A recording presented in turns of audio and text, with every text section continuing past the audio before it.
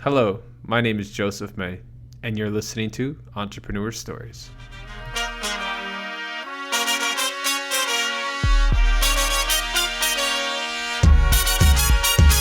Alright, kick back, relax, and grab yourself a beverage. Or hop if you want to just bounce to my leverage. The evidence, as they say, is in the pudding. So show me the money like my name was Cuban Pudding. Hello, and welcome to episode 54 of Entrepreneur Stories. In this episode, we sit down with Margot Boyer-Dry, the author extraordinaire of the email list or email collection, Lorem Ipsum. This was an incredible interview. I've been kind of fascinated with Margot since I first learned about her email list, and we've worked with her a couple times and really just become fascinated with how she puts it together and sends it out and has been able to make it so successful in such a short amount of time. So grab your pencils and your paper so you can take some good notes, because she has a lot of great insight into becoming an entrepreneur, taking the leap, and how she's really grown her email list. So without further ado, please enjoy this interview. Well, welcome to the podcast. Today we have Margot Boyer-Dry with us. Hey, Margot, how's it going? Good. How are you? I'm doing well. So just real quick, I like to kind of start off and tell us real quick what you do as an entrepreneur. So I run a newsletter called Lorem Ipsum, which is all about what's cool and why. So if you think about it like trend reporting on top and sociology on the bottom, it's thinking about basically like the broad social movements that are feeding into the stuff we consume every day, from music to food to fashion or design. So just to give our listeners a little peek into how successful you've been at this, how many subscribers do you have? About 100,000 readers now. That is a lot. That is a ton of readers. That's amazing. So, and how long have you been doing this newsletter, or trying to build up the newsletter? Sure. It's 2.5 years old. I started it as a side project alongside a job, obviously. I was working at a company called Poncho, which was a part of a bigger company called BetaWorks, which is a startup studio. And so I was sitting with a lot of kind of creative tech people running marketing for Poncho and growing an audience there. And meanwhile, I was spending a lot of my free time being a media nut, which I've always been, just reading the internet and loving some things and feeling upset with myself for being tricked into engaging with others. And I was like, all right, how many stupid lists can I read? Yes. And on the other side, how many like wonderful think pieces can I get halfway through and then abandon? And because I have to like go somewhere and then I forget, you know? Yeah. So I don't know, all of those things kind of combined to lead me to start writing. I was like, I think I can do a better job of making people think with small pieces of content. It doesn't seem like it has to be one or the other. Like short things can be thoughtful too. Yeah. So I took my ability to grow an audience and applied it to my own writing, and here we are. Yeah. So anyway, so back to the timeline. I spent about a year doing Lorem Ipsum on the side.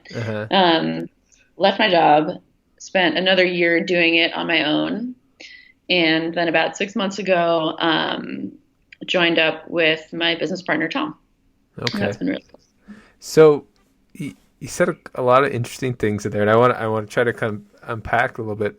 The one that I find interesting is something I've been thinking about a lot. Is there's so many like quote unquote influencers on the internet, you know, YouTube influencers, Instagram influencers. And I kind of run into this with my own company doing Instagram content or any content. When like making engaging and interesting comment that entertains people is very hard. It's like extremely difficult. And you're every single one of your emails are interesting, engaging, and entertaining. At what point in your life did you start to feel like you could entertain and engage people? Or like, where did the confidence to do that come from? I mean, I know it's kind of like a weird question, but it's kind of like where did the idea come from that you could do that? I mean, first off, thank you. Yeah, man, you're just getting right to the heart of it. I had that was going to be later on, but it's kind of come up already, and it's the thing I'm the most curious about, because it is just like, where does the confidence come from for that? Oh, let's get close. So I think here's the deal. If you want to get analytical about it, so I grew up in a suburb of Boston that had almost only one kind of person in it. And I wasn't quite that person, but that was my full frame of reference until I was 18 and went to college. And I went to school. I went to Wesleyan, which is like a wonderful place where you go and open your brain, and fill it with new things. And I went there and I was like, wait a minute, I've been missing this much of the world for this long. Whoa. And so spent I don't know. I think going to college obviously opened me to new things and changed the way, I think I figured out how to think there, and that things could be interesting rather than just like a performance. So the like Wesleyan way of thinking, which is to investigate everything and question everything, was really important for me. And then I think as like a rebellion against my first 18 years of conforming, I felt like I had to start doing this thing and like express my thoughts loudly. And it happens that I'm able to do that in a way that engages people. I don't know. I think that one's just a fluke. Yeah. No, but I mean, you know what I mean? Like, because like things happen where you get like, oh, I can do this. Like the confidence kind of, at some point, like there has to be confidence mixed with like some crazy where you take a leap. And I mean, it kind of sounds like you were kind of getting that and gaining that in college, but was there like a point when you were like working for somebody where you're like, oh, I can do this? Or did it just kind of slowly come over time? It wasn't like one big moment. I mean, I do remember feeling like I was saying really funny things on Twitter and not enough people were listening. But no, I mean, I think the way it started really was I started writing something. I didn't know what I was going to write about. I knew that I was engaging in person. It had been part of my job previously to be kind of funny in front of a crowd. And so I knew that was a thing that I could do. And no, when I started writing the newsletter, I asked 30 friends if I could send them something random that I wrote. And they said, sure. And then, I started writing one day and wrote every day thereafter and just invited people that I knew to keep reading. And that it turned out that it resonated. But the question was like, I wonder if people will be interested in what I'm interested in. And like, I'm pretty clever. So maybe that'll work. Like gradually it has. Yeah. Well, I mean, having 100,000 subscribers is no small feat. And it's for content, it's not for products. And I think that in and of itself is pretty interesting. Because it's not attached to like a larger company, that's selling hats or t-shirts or whatever, where I mean, I don't know if like to me, it's just a fascinating thing because the other direction I wanted to go is, so you're not on Medium or Facebook. I mean, you do posts on Instagram and maybe you do some posts on Facebook. Why an email list instead of getting on another platform that's already there with existing users? Like why email? think email's really intimate in a way that I like. Also, the form of email fits the amount of content that I have. So, I mean, Medium would be fine. I don't know. I think I wasn't trying to game, even if on Medium, on Facebook, on Instagram, whatever, you're still vying for followers. Yeah. But it's nice to just have your own space. I think the physical digital space of email is really special because that's also where friends' messages go. And I sign every issue with my name and speak one-to-one to the reader, which I think is most of the newsletter's power, is that it feels really personal, and both to readers and to me. Like, I actually interact with people after they've read it, and then we have these great conversations. So email makes a lot of sense for that reason. That said, like, we're working right now on building sharing tools so people can put the stuff on Facebook and share it, because right now it's very hard to share the newsletter, and that's been, I'm sure, detrimental to our growth. Well, it hasn't been that detrimental. Yeah, but imagine how many readers. Yeah, no, I understand, but I get what you're saying. Yeah, I mean, yeah, that's a huge thing, being able to share. So you went to Wesleyan College, and then you worked at Google for a little bit, and then you kind of jumped around. It looked like every couple of years, or no, you went from Google to Poncho to where you're at basically right now. Yeah, and before Google, I was at the American Library in Paris. Well, that's kind of fun. Yeah, it's really fun. Was that while you were in school, or was that after school? No, that was after school. I was in Paris for about 2 years. So that's kind of, I mean, what did you do marketing at Google? Shoot, you just cut out. Try again. Oh, sorry. Did you do marketing at Google? Yeah, for the most part. I worked on the Google Glass team. And I would say I was more biz dev and almost like a lobbying position. So it was my job to fly around the world with either a large or small handful of other people, meeting heads of state, heads of corporations, and explaining wearable computing to them, which was fascinating and exhausting. Well, because that was like a lot of old people probably who like have trouble even turning on their computers at times, right? Oh, totally. Yeah. I remember meeting I can't remember. Do state governments, I feel like I want to call him the Minister of Technology, but that can't be right. The tech guy in the Texas State House does not have a smartphone. Are you serious? That's amazing. That's amazing. That sir.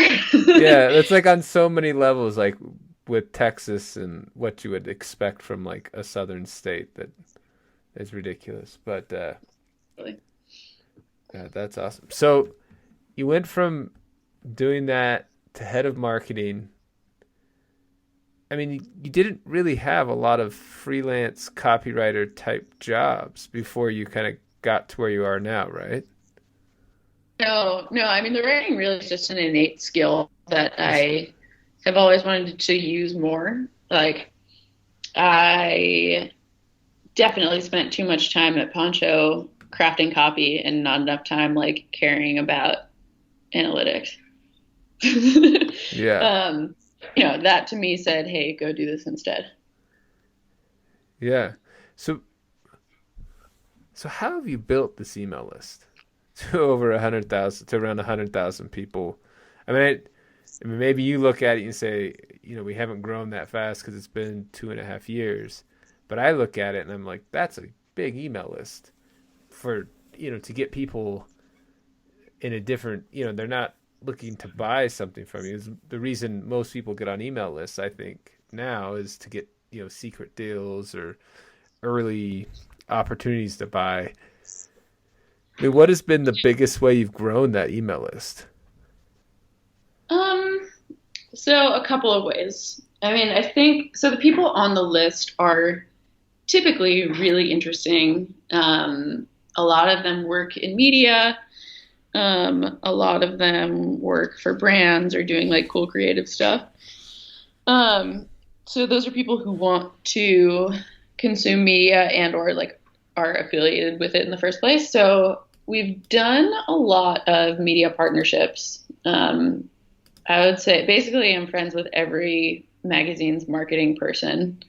And we've done cross promotions or sometimes like giveaways to grow the list. And then also just word of mouth. Yeah, that helps to be in New York to be able to meet all those people and build those relationships. Oh, totally. Yeah, it's really important, I think, for me to be here. Although it is funny, sometimes I'll go to some, I don't know, event and meet people who I've been emailing with for like a year and be like, oh God, you have a face. Okay, great to meet you. Yeah. No, yeah, that's a great, it's always nice to be able to meet and shake hands and do that type of stuff. So when you were at Poncho, you started this on the side, and what was the moment where it became from like a side project to a job? Like, or where you're like, oh, I could just do that versus going in and working for somebody else every day? Well, so financially it didn't make all the sense in the world when I left. It really got to a point where I was just much more interested in doing this than I was in like buying users for something else on the internet. That's not totally my wheelhouse, I learned. And so I don't know, it became time to focus on what I wanted to focus on. And so I left and took on also freelance marketing and copywriting projects to kind of keep it going. And now we're at a point where Lorem Ipsum makes money, which is great. But freelancing was a heavy component of that first year. So for freelancing, I guess what services do you offer people? Like you do copywriting. You said something about marketing. Like what type of marketing do you help people with? Yeah, I mean, I won't do marketing anymore. Writing is now the thing. So I've written people's websites, all the copy on their websites. I've done press releases, ad stuff, that kind of thing. Okay. Words. So do you work, how often, is it dropping off now where you're doing more of Lorem Ipsum and less of copywriting? And yeah, definitely. Spending more time selling ads and less time writing for other people. But sometimes someone will say, hey, I have this cool thing that needs a thing. Are you interested? And if it's interesting, then I'll do it.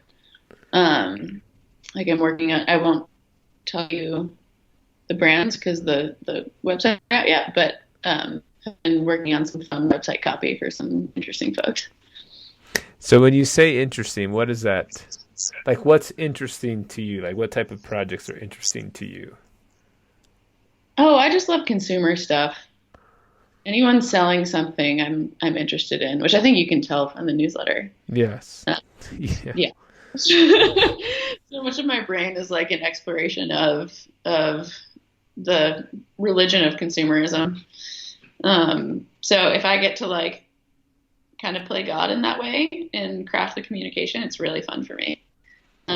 Which is kind of the inverse of what I do in the newsletter, which is critiquing the ways that brands are trying to interact with us. Yeah. So how, on the newsletter, each one has a theme, right? Like each one kind of has like a general theme. Is that correct? Or am I missing? Oh, yeah, you're right. Okay. How do you come up with these themes? Because there was the millennial one you did last week, or what millennials are breaking, I think it was. But then there was what was the one today? The blue, oh man. Yeah. Paint the town blue. Was it? Blue. Yeah. How do you do this? I mean, I guess where does it like an idea start for the newsletter? Oh, all around. I mean, things are happening in the world, right? So let's see. If we look at today's or just anything, like I can see an ad on the subway. I can have a conversation with someone. A lot of the time, I am reading the newspaper or the digital newspaper. And to me, generally things that are making a new and interesting mark on the world of consumerism and then race, class, and gender, those things are interesting. And so something initially will kind of catch my eye, and then I'll mark it down. And then at the end of a week, I have this whole long list of things marked down, and then things end up fitting together, which I think is kind of a powerful thing, in that like my anecdotal experience slots itself together into groupings, which ends up then being the theme of the newsletter and therefore a broader social theme. Like today's was about these feminist cheesemakers, how like women are in increasing numbers now making cheese, which apparently only men used to do. And Really? they're naming their cheeses womany things and sending them along to the Women's March. And I don't know, it's getting painted as this like, oh, cheese is my little piece of the resistance kind of thing. Which to me just kind of set off the alarm bells. Like we talk about problems with white feminism in particular, for excluding women that aren't white from the feminist narrative. And when you make cheese buying the entirety of your resistance effort, like, I don't know. So that was the first idea. And then the other thing is that I've been noticing everybody with this cookbook called Feed the Resistance, by just. And when I initially heard about this, I was like, geez, man, like, are we just making ourselves feel better by buying this cookbook that like says we care, but enables us to continue to not do anything? And so I was kind of kicking that around in my mind. And then finally I got to borrow a copy and read it. And the book is actually much better than that. Gives people suggestions for what to do and how to get involved with things that matter. And like how to do that responsibly. But those two, the book and the cheese, were separate data points in my mind. And when I read the cheese article, I was like, oh man, this really touches on the concerns that I have about this book. Clearly that's an issue. So that's where I start. And then I build out the two pieces on the other sides of those articles. And so the first one is a song, and then the last one is an item. And then we end up with this whole themed, like, holistic snapshot of culture today. So you always put a song in? Yeah. I think now that you say that, yeah. 'Cause I remember I watched, I usually don't click on the song, but I clicked on the new nerd one with, that one was amazing. Like I think I listened to that for like an hour straight because I was just like working and it was playing in the background. That was an awesome song. But yeah, okay. Yeah, so much momentum. Also, people are so stoked on Pharrell right now. On what? Pharrell. Oh yes, yeah. He's having a Pharrell moment, that's for sure. Yeah, one of many. Yeah, yeah. That guy, he kind of has his fingers in everything. It seems like. Mm-hmm. Yeah. So you have these ideas at the end of the week. How far out have you planned emails? Are you out like a month? Are you out a week? 2 weeks? No more than a week. No more than a week. The whole point is culture changes really fast. Yeah. And I think people read for a lot of reasons, but one of those is to stay as current as possible. Yeah. So after a week, even to me, like if I let something sit around for that, it starts to feel stale to me, and therefore will probably feel stale to everyone else. So in this, so every Friday, do you just like freak out with stress because you have to like get something out on. I don't think you send something out 3 days a week. I can't remember the exact days, but is it usually like Monday, Wednesday, or no Tuesday? Yeah. Monday, Wednesday, Friday. I did Tuesday this week because Thanksgiving. Oh yeah. But I mean, do you like freak out like Friday night when it's like, oh, I have to deliver now? Usually the way it goes is I will plan to produce an issue on Friday. Usually I don't, and then Sunday's like, man. But if I do, then I feel really great on Friday. Yeah. And then, so is it you're basically doing the emails the day before you launch it? I mean, sometimes I have them all done the week before, but yeah, for sure, sometimes it's the day before. Yeah.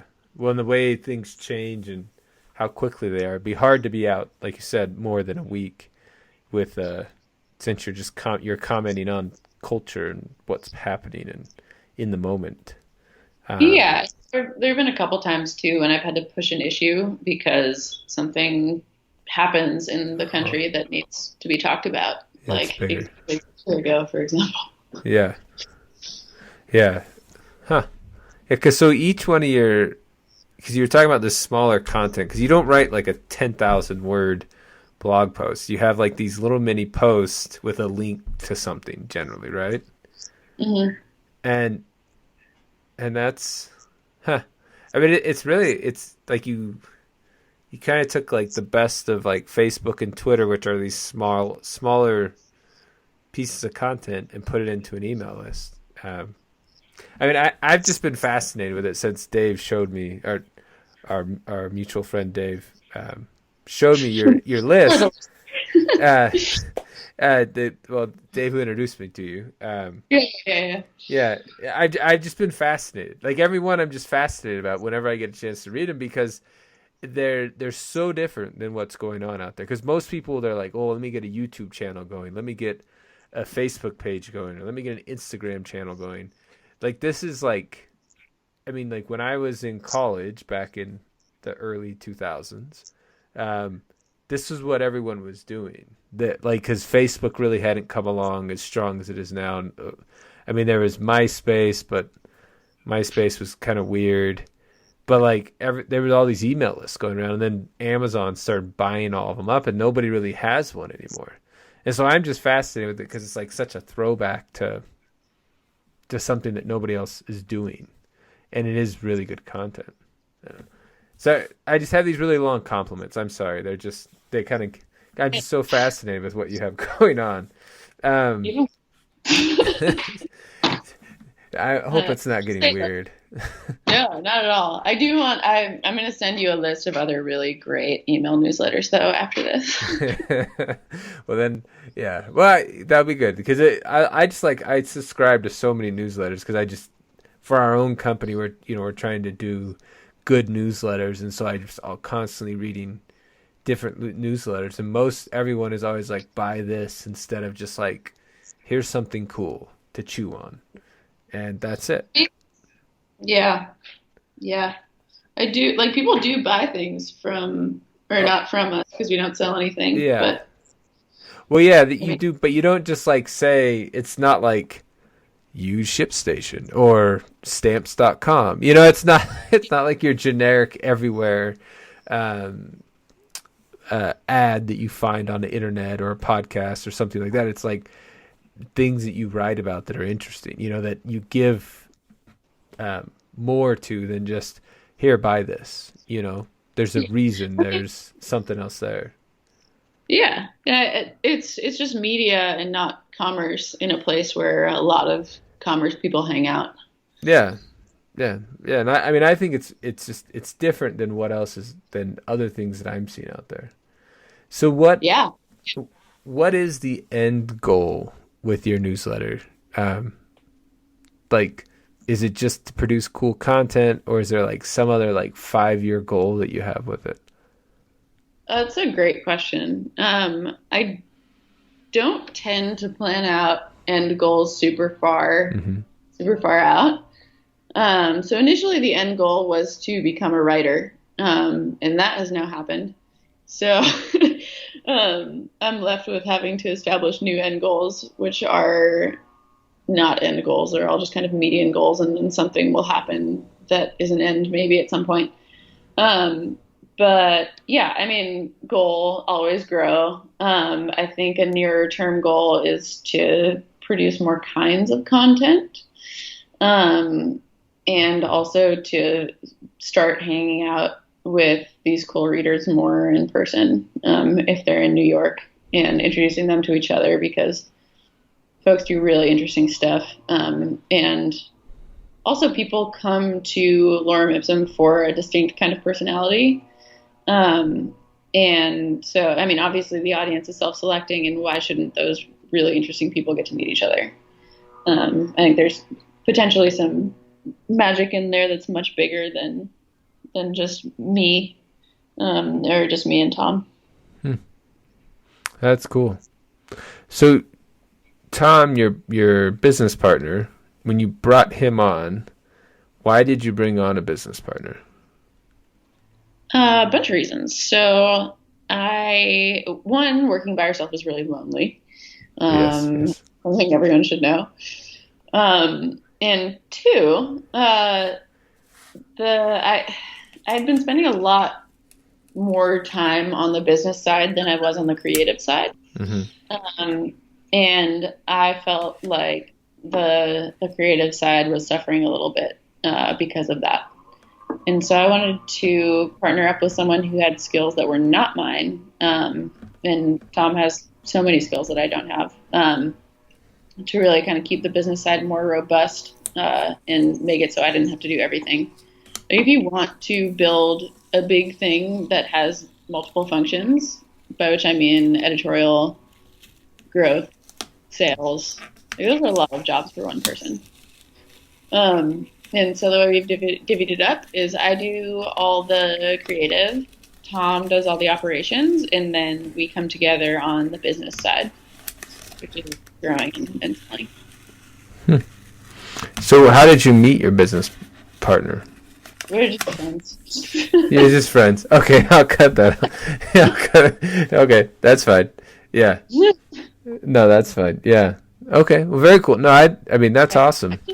No, let me give you this. This is what I normally say, and it's less weird. So we've been friends for a few years, and Tom used to work at a hedge fund, mm-hmm. and decided he had had enough and left to travel for, I don't know, 6 months or a year. And then he got back and started to interview at more finance places and was like, oh, I don't know if I want to do this. And then he started kind of informally helping me out with projects, and then it just worked really well. And so we decided to join forces full time, because I had also been hoping for someone to partner up with. Yeah, that's kind of where I'm at right now. My own kind of my business is, I'm like running out of steam on my own. But yeah. I mean, highly recommend an extra person. Yeah, they help out, extra hands and all. Well, awesome. Well, thank you so much for your time, Margot. I don't want to keep you any longer. This has been an awesome. It's been awesome for me, because I'm very fascinated with newsletters, and I've been just fascinated with what you've been able to accomplish. And yeah, I've been kind of stalking you very silently for a couple of months. So this has been very fun to finally get to talk to you and interview. And hopefully I didn't make it too weird. No, not at all. And also, I just want you to know, well, I guess I don't know what you've been doing, but like reading the newsletter is what everyone does. So not to worry. Okay. Well, that's been my stalking, is reading your newsletter. Yeah, that's exactly what I want you to do. Awesome. Awesome. Well, the next time I'm in New York, we'll have to grab lunch or something. Yeah, I'd love to meet you some more and not stalk you some more. So. Yeah, we can be friends now. Awesome. Awesome. Well, thank you so much for your time, Margot. Yeah, it's such a pleasure. Great to talk. Yeah. All right.